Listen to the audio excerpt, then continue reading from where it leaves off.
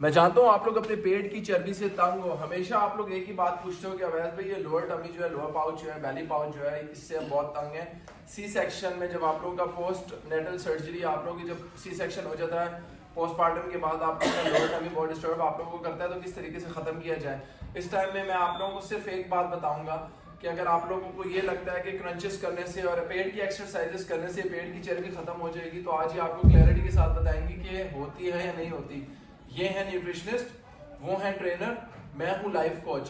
मैं आप लोगों के साथ हर वो बात करता हूँ जो सच्ची होती है। So without wasting any time let me ask a question from a nutritionist कि क्या वजह आपको लगता है कि क्रंचेस, रिवर्स क्रंचेस करने से हमारे पेट की चर्बी खत्म हो सकती है?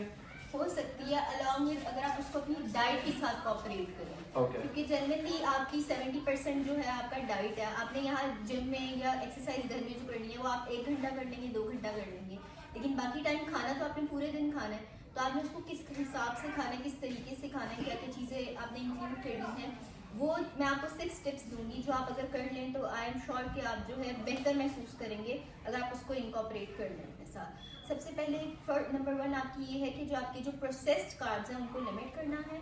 कोशिश करनी है कि आप जो है नॉर्मल जो आपके वो है कार्ब्स हैं, आपके मल्टीग्रेन फ्लोर्स हैं, होल व्हीट है, इसकी तरफ जाएं। अच्छा, प्रोसेस्ड कार्ब्स भी जब मैं कहती हूँ तो मेरे पास एक क्वेश्चन आया था, बहुत से लोग कंफ्यूज हो जाते हैं। प्रोसेस्ड कार्ब्स, सारे जो प्रोसेस्ड कार्ब है वो बुरे नहीं होते आपके लिए।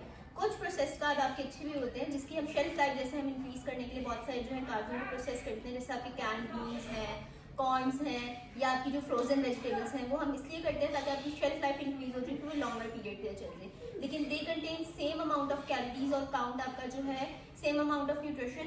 तो अगर आप वो भी ले रहे हैं तो वो आपकी प्रोसेस कार्ब वो चीज़ खराब नहीं है। हाँ, लेकिन अगर आप जाते हैं फ्रोजन मीट की तरफ वो खराब है। फिर सेकेंडली ये कि अपनी प्रोटीन इंटेक जो है उसको बेहतर करना है अगर आप अपनी जो है बेली फैट लूज करना चाहते हैं तो। थर्ड ये कि फाइबर इंटेक बहुत इंपॉर्टेंट है आपकी। फाइबर इंटेक में आपकी फाइबर जो है फ्रूट्स और वेजिटेबल्स ज़्यादा हैं, आपको कोशिश करनी है कि उनको एडिक्वेट अमाउंट मिले। 3 से 4 दफ़ा, अगर नहीं हो सकता तो चलें 1 से 2 दफ़ा तो लाजमी फ्रूट खाएं ही खाएं, कोई भी फ्रूट, कोई भी वेजिटेबल खाना है। फिर उसके बाद है हाइड्रेशन।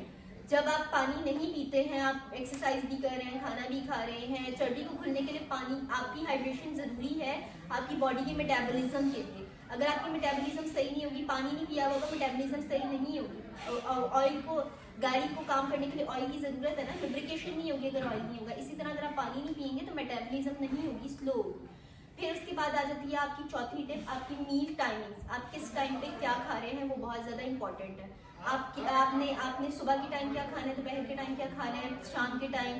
कुछ लोग करते हैं कि सुबह खा लिया बस, दोपहर को नहीं खाऊंगा, रात को खाऊंगा। दोपहर का खाना बहुत ज़्यादा इंपॉर्टेंट है आपके लिए, उसको स्किप नहीं करना है। फिर आपकी 5वीं चीज़ जो आ जाती है आपका जो है आपकी एग्जैक्टली ट्रेनिंग आपकी आ गई। उसके बाद फिर आप छठी बात पे अगर आप करें तो छठी आपकी आ जाती है आपका कैलोरी काउंट। आपने किस अमाउंट में खाना है, बैलेंस कैलोरीज किस तरह से करनी है। डेफिसिट में अगर आप जा रहे हैं तो कितना डेफिसिट में जाना है। ऐसा ना हो कि डेफिसिट में जाने के चक्कर में आप अपने आप को इतना वीक कर लें कि आप कुछ और ना कर सकें। इन्होंने जो बात बताई है, लास्ट की जो 2 बातें बताई हैं कि बैलेंस कैलोरी काउंट आपके पास, और दूसरा सुबह दोपहर शाम रात की मील्स। ये वो काम है जो आपके लिए सर्टिफाइड न्यूट्रिशनिस्ट करते हैं, ये वो काम है जो डाइटिशियन करते हैं, ये वो काम है जो मैं और आप खुद नहीं कर सकते, क्योंकि मुझे नहीं पता कि मेरी एडुकेट अमाउंट ऑफ प्रोटीन कितनी है, how many grams of protein do I need and require to actually maintain my own body. Second, जब ये बात बता रही है कि सुबह दोपहर शाम रात में आपने मील्स को डिस्ट्रीब्यूट करना है, डिस्ट्रीब्यूशन में सुबह प्रोटीन कितना देना है, शाम में कार्ब्स कितना देना है, शाम के बाद स्नैकिंग में फैट्स कितना देना है, और रात को क्लोजिंग मील पे फाइबर्स के सोर्सेज क्या रखने हैं, ये बहुत इंपॉर्टेंट होता है। So we are offering you guys 3 months complete course program with 12 diet plans. 12 diet plans हैं, 12 हफ्ते 3 महीनों में सीखना है, और उसके बाद लर्न करने के बाद आपको समझ आ जाएगा कि प्रोटीन कितनी रिक्वायरमेंट है, कार्ब्स कितना लेना है, फैट कितना लेना है। ये बात थी न्यूट्रिशनिस्ट की। इन्होंने कहा 70-30, तो 70% काम तो इन्होंने हल कर दिया, 30% काम है एक्सरसाइज का। सो आई हैव मेरे साथ मरियम है। मरियम, आप हमें एक्सरसाइजेस करके बताइएगा, बिगिनर्स एक्सरसाइजेस भी बताइए और advance core exercise and abdomen exercise भी बताइए, क्योंकि मुझे लगता है कि अगर आप एक्सरसाइजेस रेगुलरली करो, डाइट का ख्याल रखो, तो आप अपनी बॉडी को टोन भी कर सकते हो, मेंटेन भी कर सकते हो, और अच्छे तरीके से फैट को लॉस करके अपने मसल को बचा भी सकते हो, सेव कर सकते हो। So over to you, what do you have in house today? सबसे पहले तो होते हैं हमारे एब्स के लिए क्रंचेस, जो बिगिनर लेवल पे है। You can use a box और चेयर, बिकॉज घर पे आप लोगों के पास बॉक्स नहीं होता। क्रंचेस बैठ के किस तरह कर सकते हैं। सो इसको रिवर्स क्रंचेस हम लोग कहते हैं। बॉक्स पे आप बैठ जाओ, कुर्सी पे बैठ जाओ, टेक लगा के किसी भी टेबल पे। बड़ी उम्र के हो और आप नहीं कर सकते नीचे से ऊपर आने का काम, कमर में दर्द है, हिप में दर्द है, ऑपरेशन हुआ है, तो बैक क्रंचेस इन्होंने बताया। सेकंड एक्सरसाइज एडवांस लेवल पे ले जाएं तो आप किसी भी चेयर के नीचे या बैक के नीचे अपने पाँव फंसाएंगे। पाँव आपने कहीं पे भी फंसा लेने हैं। पाँव फंसाने का फायदा क्या होगा, आप इनके पाँव पे खड़ी हो, इनको इजी हो जाएगा। इन्होंने अज्यूम किया जी आपका पार्टनर है तो पाँव पे खड़ा हो जाए, अदरवाइज आपने पाँव किसी टेबल के नीचे फंसा लिया। इसको हम हाफ क्रंचेस कहते हैं, फुल क्रंच कहते हैं। पहले आप एक हाफ करेंगे, दूसरा आप फुल करेंगे। So that is how you do your abdomen exercise and train yourself. So one half and one full. What's going to be the next exercise? दूसरा जो है वो है रिवर्स। ये लेट के भी हो सकता है और 45 डिग्री के एंगल पे बैठ के भी हो सकता है। आपने अपने एक एक पाँव को पीछे लेके आना है। अगर आप बिगिनर हो, एक पाँव को बेस बना लेंगे और दूसरे को लाएंगे इस तरह में। एक पाँव जमीन पे रखना है, यस सर, बैंड करें, यस बेस बन गई एक पाँव की, यस सर। दूसरा पाँव जो फ्री है उसको रिवर्स क्रंच करें 10 टाइम्स। 1 2 3। मेरी जितनी फीमेल क्लाइंट्स हैं जिनको बैक का पेन है या ऑपरेशन के बाद आती है, सी सेक्शन के बाद आती है, so this is the best exercise for their toning of their एब। बेली स्ट्रेंथनिंग के लिए बहुत अच्छी एक्सरसाइज है। सिंगल आर्म के ऊपर, लेग के ऊपर आप जाओगे, कर्ल्स करोगे, ये रिवर्स क्रंचेस करोगे। 10 एक साइड से, 10 दूसरी साइड से और दोनों को मिला के 10। तो ये 3 एक्सरसाइजेस को एक साथ हम जोड़ लेते हैं, रिवर्स क्रंचेस फॉर बिगिनर्स। लेकिन अगर आप लोग एडवांस लेवल पे जाना चाह रहे हो, इंटरमीडिएट एंड एडवांस लेवल, तो you have to straighten your leg, straight करो बिल्कुल और फिर लेके आओ वापस। 1 दोनों को साथ लेके आओगे, हिप्स के नीचे हाथ रख लो if you want to do it. So ये रिवर्स क्रंच है। All the way up, all the way down. और इसी इंटरमीडिएट से एडवांस में आओगे तो बैक करके छत की तरफ आप दोनों पाँव को लेग्स टच भी करोगे ऐसे, एल शेप। 1 2 kick up 3। ये बहुत अच्छी एक्सरसाइज है जिसमें आपकी लोअर टमी के साथ साथ आपकी कोर एंगेजमेंट भी होती है। When you kick you up, तो आप बहुत अच्छे तरीके से करते हो। Next exercise, okay. सो ये कह रही है कि अपर एब्स के लिए बेसिकली ये एक्सरसाइज जो होती है पुल ओवर, इसको बोलते हैं। चेस्ट पुल ओवर हम डंबल्स के साथ करते हैं just to tone up your chest and pectoral muscle. लेकिन अगर इसी को आप पकड़ लेते हो किसी भी एक साइड के ऊपर और उधर के बाद आप बाइसाइकिल करते हो तो उसके साथ भी टोनिंग होती है। जैसे आप 45 डिग्री पे लाए, यहाँ पे बॉडी थोड़ी सी उठाओ टाइट, ये और साइकिलिंग करो।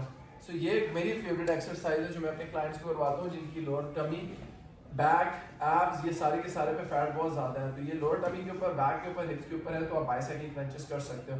इसी के साथ ही नेक्स्ट एक्सरसाइज में हमारे पास अंडर लेग क्लैप आ रही है। अंडर लेग क्लैप में एक एक करके क्लैप करोगे। 1 2 3।